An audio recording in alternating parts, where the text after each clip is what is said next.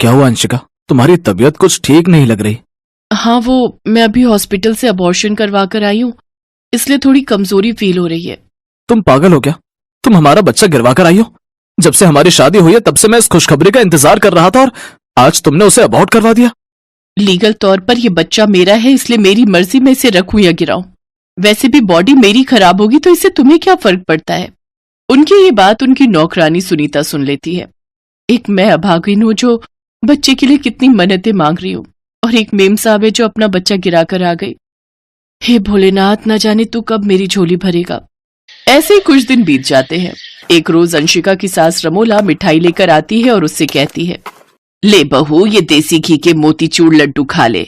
पड़ोस की कमला देकर गई है, ना जाने मेरे नसीब में कब दादी बनने का सुख होगा। ओफो, अब आप भी शुरू मत हो जाइए। मैंने आपसे कितनी बार कहा है कि मुझे ये बच्चा नहीं चाहिए। मुझे आपके जैसे गुब्बारे की तरह थोड़ी ना फूलना है। 55 की होकर 60 की लगती हो आप। मुझे जिम जाने में देर हो रही है, आप खाइए ये लड्डू। समय बीतता है। एक रोज ऐसे ही अंशिका जिम में एक्सरसाइज कर रही थी कि वो अचानक बेहोश हो जाती है। उसके घर वालों को इन्फॉर्म किया जाता है। वो उसे अस्पताल लेकर चले जाते हैं, जहां डॉक्टर उनसे कहता है, मुबारक हो, आपकी वाइफ मां बनने वाली है। नहीं, मुझे ये बच्चा नहीं चाहिए, मुझे आज ही अबॉर्शन करवाना है। अंशिका, इस बार तुमने बच्चा गिरवाने की सोची भी तो मैं तुम्हें तलाक दे दूंगा, समझी? अब इस डर से अंशिका अबॉर्शन नहीं करवाती। उधर भोलेनाथ की कृपा से सुनीता की गोद भी भर जाती है और वो भी गर्भवती हो जाती है। अब जहां गर्भावस्था की हालत में भी सुनीता सारा दिन काम करती, तो वहीं अंशिका बिस्तर पर पड़े पड़े आराम करती रहती। एक दिन उसकी सास उससे कहती है, अंशिका बहू, तुम सारा दिन बिस्तर पर पड़ी रहती हो, ऐसे में ज्यादा आराम करना भी ठीक नहीं, कम से कम थोड़ा टहल ही लिया करो। प्रेग्नेंट मैं हूं माँ जी, तो आप मुझे ये सब ज्ञान मत दीजिए और अब जाइए यहाँ से। ऐसे ही 9 महीने बीत जाते हैं और दोनों की डिलीवरी का दिन आ जाता है। जहाँ सुनीता नॉर्मल डिलीवरी से सरकारी अस्पताल में बच्चे को जन्म देती है, तो वहीं अंशिका की डिलीवरी सी सेक्शन से होती है। कुछ दिन बाद वो घर आ जाती है। एक रोज, अरे मेरा बच्चा क्यों इतना रो रहा है, आजा मैं तुझे दूध पिलाऊं।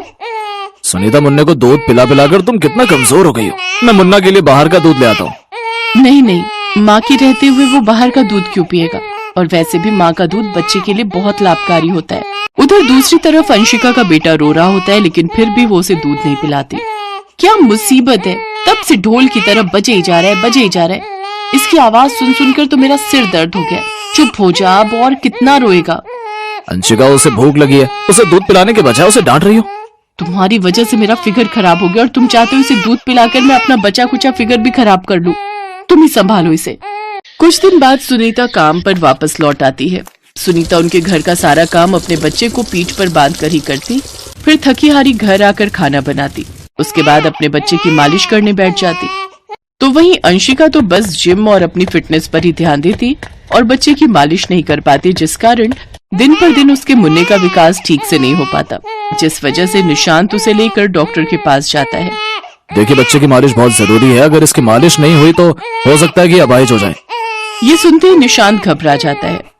शाम को जब मुन्ना रो रहा होता है तो अंशिका जिम से आती है और चिल्लाते हुए कहती है, ओफो, इस बच्चे ने तो मेरा दिमाग खराब कर दिया है, जब देखो चिल्लाता रहता है। काश कि तू गूंगा पैदा होता, कभी कभी तो मेरा मन करता है कि तेरा गला ही दबा दूं।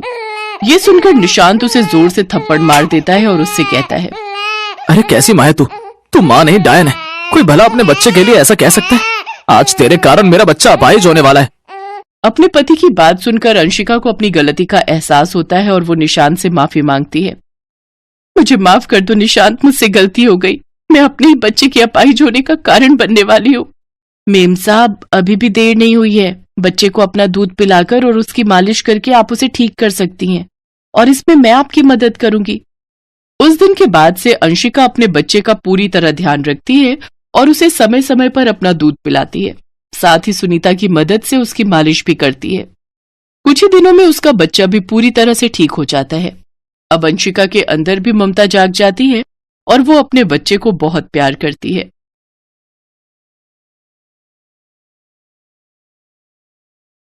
बहुत पुराने समय की बात है। राजस्थान के उदयपुर में एक छोटा सा गांव हुआ करता था। उस गांव में पानी की बड़ी किल्लत थी। उस गांव में माया अपने पति रवि के साथ रहती थी। रवि मेहनत मजदूरी करके अपना घर चलाता था। एक रोज रवि उदास मन लेकर घर लौटा तो देखा कि माया अपने 2 महीने के बच्चे के साथ खेल रही थी। अरे आ गए आप? हाँ माया, आ गया हूँ। अले मेला बच्चा मम्मा के साथ खेल रहा है। रवि ने माया की गोद से बच्चे को उठा लिया और उसके साथ खेलने लगा। लेकिन माया को समझ आ गया था कि रवि का मन कुछ उदास है। क्या हुआ रवि, आपका चेहरा क्यों उतरा हुआ है? माया, हम गरीबों की जिंदगी में साल में सिर्फ 1 या 2 बार ही खुशियां आती हैं। बाकी पूरी जिंदगी तो हम लोग दुखी ही रहते हैं। अरे ऐसा क्यों बोलते हैं आप? हर किसी का समय हमेशा एक जैसा नहीं रहता। माया, जहाँ मैं काम करता था वो काम भी बंद हो गया। अब फिर से काम ढूंढना पड़ेगा। मैंने सोचा था जब तक मेरा बच्चा थोड़ा बड़ा होगा फिर मैं उसे अच्छे स्कूल में पढ़ाऊंगा लिखाऊंगा और उसे बड़ा आदमी बनाऊंगा। आप अभी से इतना परेशान मत होइए। अभी हमारा बच्चा बहुत छोटा है, तब तक कुछ न कुछ जरूर हो जाएगा। तभी दरवाजे पर किसी ने दस्तक दी। अरे शालिनी, तू अचानक? आओ आओ, अंदर आओ। विनोद जी, आप भी अंदर आइए, शर्मा क्यों रहे? अरे मैं क्यों शर्माऊंगा साली साहिबा। माया की बहन शालिनी और उसका पति विनोद घर के अंदर आ गए। वो लोग रवि से बातचीत करने लगे। तब तक माया सबके लिए चाय नाश्ता बना कर ले आई। शालिनी का पति अमीर था, वो माया और रवि की तरह गरीब नहीं थे। माया, मैं तेरे बच्चे के लिए ढेर सारे कपड़े, चॉकलेट्स और बहुत सारे गिफ्ट लेकर आई हूँ। अरे शालिनी, इसकी क्या जरूरत थी? मैं तेरे लिए नहीं लाई हूँ, इस बच्चे के लिए लाई हूँ। वैसे शालिनी, अचानक कैसे आना हुआ? मुझे लगता है शालिनी को बताते हुए शर्म आ रही है। मैं ही बता देता हूँ। अब कहानी कुछ समय पहले फ्लैशबैक में चली गई, जहाँ पर शालिनी अपने आलीशान घर में बैठकर अपने पति विनोद से बात कर रही थी। विनोद, मैं माया से 3 साल बड़ी हूँ। हमारी शादी के 3 साल हो चुके हैं, लेकिन हमारी एक भी औलाद नहीं हुई। उसकी 1 साल में ही हो गई।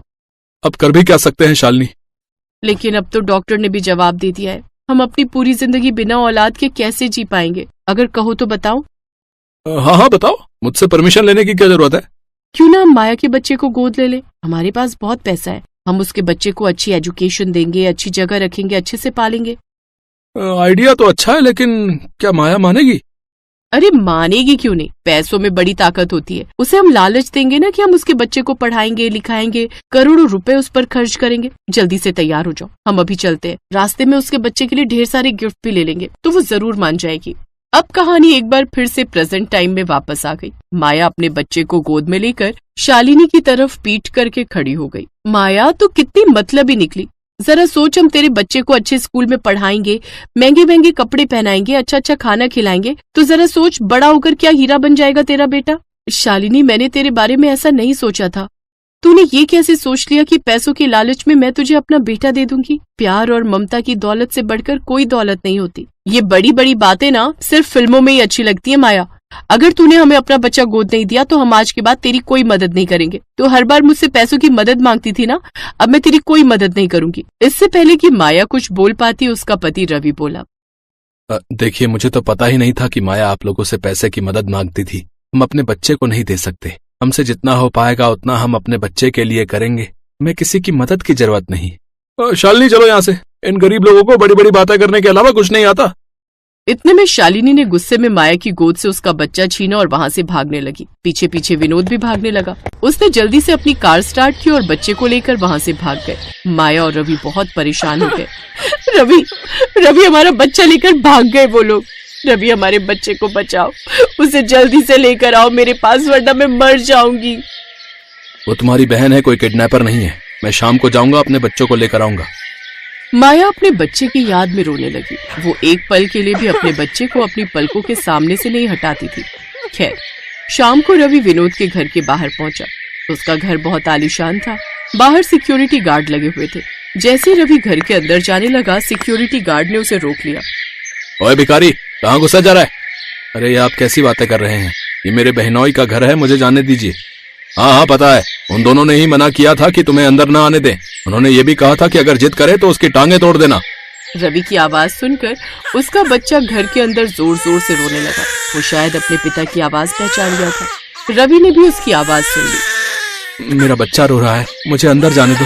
मैं आ रहा हूँ मेरे बेटे, फिक्र मत कर, तेरा बाप आ गया है। जब रवि ज्यादा जिद करने लगा तब सिक्योरिटी गार्ड वालों ने उसे बहुत मारा। रवि को बहुत चोट आ गई और वो घर लौट आया। माया उसे देखकर गुस्से से लाल हो गई।